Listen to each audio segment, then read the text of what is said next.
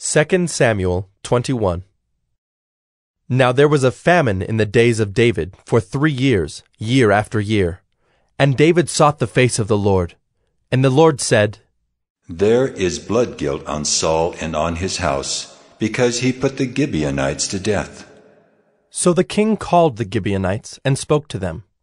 Now the Gibeonites were not of the people of Israel, but of the remnant of the Amorites. Although the people of Israel had sworn to spare them, Saul had sought to strike them down in his zeal for the people of Israel and Judah. And David said to the Gibeonites, What shall I do for you, and how shall I make atonement, that you may bless the heritage of the Lord? The Gibeonites said to him, It is not a matter of silver or gold between us and Saul or his house. Neither is it for us to put any man to death in Israel. And he said, What do you say that I shall do for you? They said to the king, The man who consumed us and planned to destroy us, so that we should have no place in all the territory of Israel.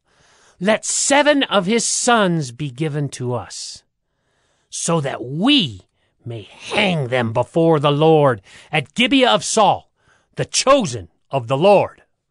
And the king said, I will give them. But the king spared Mephibosheth, the son of Saul's son, Jonathan, because of the oath of the Lord that was between them, between David and Jonathan, the son of Saul. The king took the 2 sons of Rizpah, the daughter of Aiah, whom she bore to Saul, Armoni and Mephibosheth, and the 5 sons of Merab, the daughter of Saul, whom she bore to Adriel, the son of Barzillai the Maholathite. And he gave them into the hands of the Gibeonites, and they hanged them on the mountain before the Lord, and the 7 of them perished together.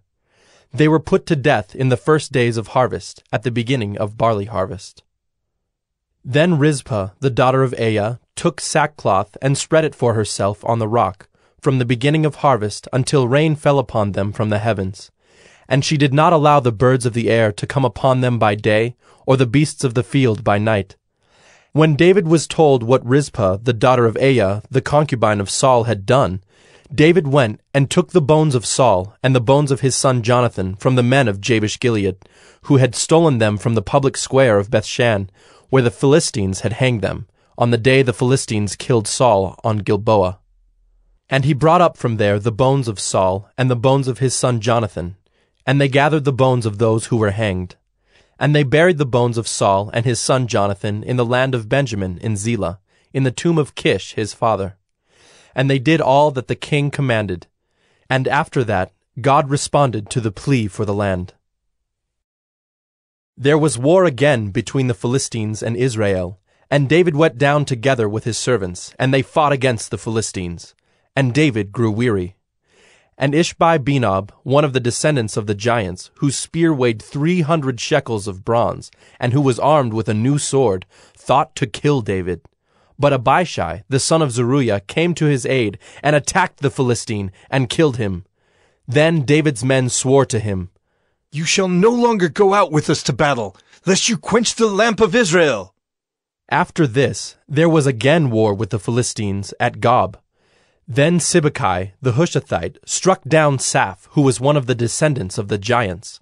And there was again war with the Philistines at Gob, and Elhanan, the son of Jaare-Oregim, the Bethlehemite, struck down Goliath the Gittite, the shaft of whose spear was like a weaver's beam. And there was again war at Gath, where there was a man of great stature, who had 6 fingers on each hand, and 6 toes on each foot, 24 in number. And he also was descended from the giants. And when he taunted Israel, Jonathan, the son of Shimei, David's brother, struck him down. These 4 were descended from the giants in Gath, and they fell by the hand of David and by the hand of his servants.